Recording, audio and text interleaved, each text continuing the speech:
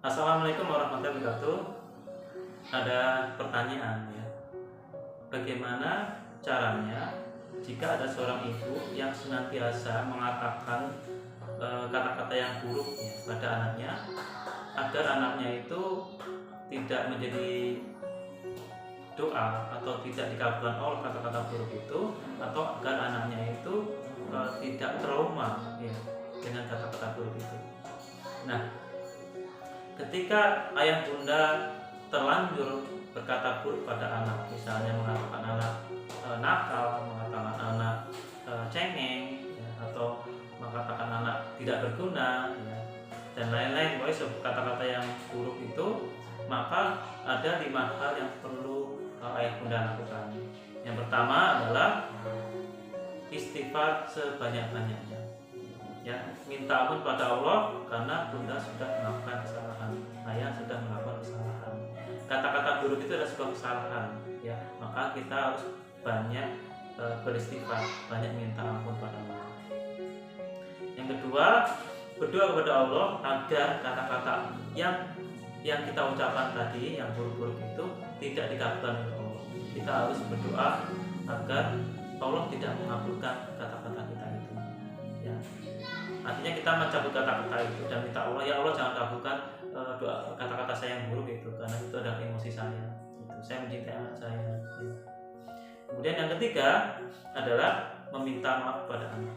Untuk menghilangkan sama-sama emosi pada anak, untuk menghilangkan trauma dan luka batin pada anak akibat perbuatan orang tuanya, maka untuk menghapuskan itu semuanya, orang tuanya itu harus meminta maaf.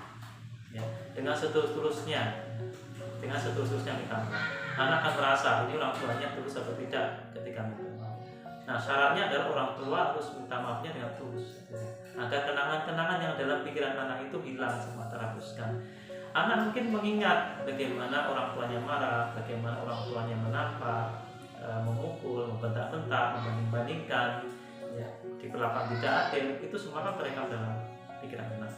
Dan rekaman itu membawa sebuah emosi benci, marah, jengkel, sakit hati, dan semuanya itu harus dinetralkan. Salah satu cara menetralkan itu adalah dengan meminta maaf dengan setulus-tulusnya kepada Allah. Ya, kemudian yang keempat, setelah kita minta maaf pada anak, yang keempat yang harus kita lakukan adalah memanggil anak dengan kata-kata yang berlawanan dari kata-kata buruk yang sering kita ucapkan. Misalnya kita sering mengucapkan kata bodoh, ya, bodoh kamu, gitu ya, tolol kamu, gitu ya. Nah, maka kita ganti dengan kata-kata yang berlawanan, misalnya pandai, cerdas, baik, gitu ya. Misalnya anak baik sini, gitu ya. Anak baik sini, ayah mau cerita nih. Gitu ya. Oh, anakku yang pandai, yang cerdas, yang soleh, luar biasa ya, ujiannya bagus. Gitu. Misalnya kalau kita ingin memuji anak kita. Jadi perbanyak memproduksi kata-kata yang berlawanan dengan kata-kata yang sering kita ucapkan. Ayah bunda hati-hati ya ketika kita melabeli anak ya. Ketika kita misalnya melabel anak itu dengan kata-kata bodoh, tolong, terus kemudian ya kata-kata yang jenis itu, maka kata-kata itu akan terekam dalam diri anak. Ya, anak akan merekam kata-kata itu dan terekam dalam bawah sadar, dan itu akan benar-benar menjadi kenyataan. Anak akan meyakini bahwa dirinya itu bodoh, dirinya itu tolol. Ya, orang tuanya ya, yang mengatakan itu, maka tentu saja tuh anak itu pasti meyakini.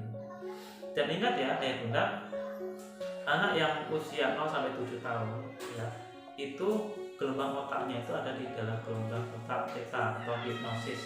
Apa yang dikatakan itu pasti diyakini ya, karena ketika itu anak itu apa yang didengar oleh orang tuanya itu dia yakini. Kalau orang tuanya sering mengatakan yang negatif, dia akan meyakini bahwa dia memang seperti itu. Kalau orang tuanya sering mengatakan cengeng gitu ya, karena gampang menangis, maka dia meyakini bahwa saya itu adalah anak yang cengeng.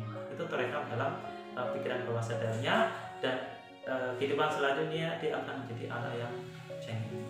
Seperti itu. Nah, ini penting sekali ya, bahwa apa yang disampaikan orang tua, guru itu diyakini oleh anak kita ya. Kemudian yang terakhir adalah eh, di malam hari ketika anak mau tidur ya, anak perlu disugesti dengan sugesti yang positif ya. Bisa ayah bunda cerita dengan tema-tema yang positif ya tentunya ya. Tema-tema misalnya anak nakal ya, ceritanya dengan tema-tema yang sosok orang yang baik yang bisa menginspirasi si anak.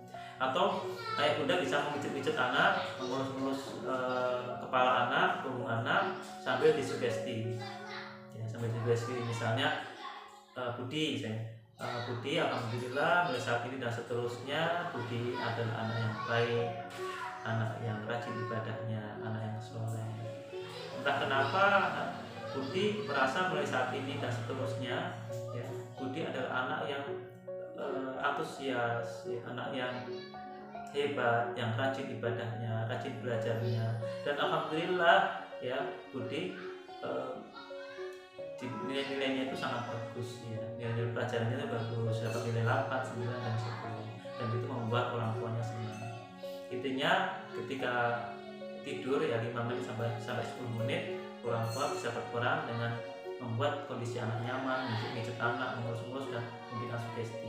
Karena di waktu-waktu itu adalah waktu di mana pikiran bawah sadar itu membuka lebar dan semua informasi itu bisa langsung masuk ke pikiran anak. Nah makanya kenapa dibiasakan ya ketika anak mulai tidur itu dengan diiringi dengan murotal, itu sangat bagus untuk perkembangan otak anak. Mungkin itu ya bunda ya, tips ketika ayah bunda terlanjur berkata-kata buruk pada anak ya, untuk menghilangkan semuanya, menghilangkan agar kata-kata itu tidak menjadi doa, agar kata-kata itu tidak diyakini oleh anak dan tidak menjadi trauma ya, kepada anak, maka 5 tips itu yang perlu ayah bunda lakukan di rumah. Terima kasih. Assalamualaikum warahmatullahi wabarakatuh.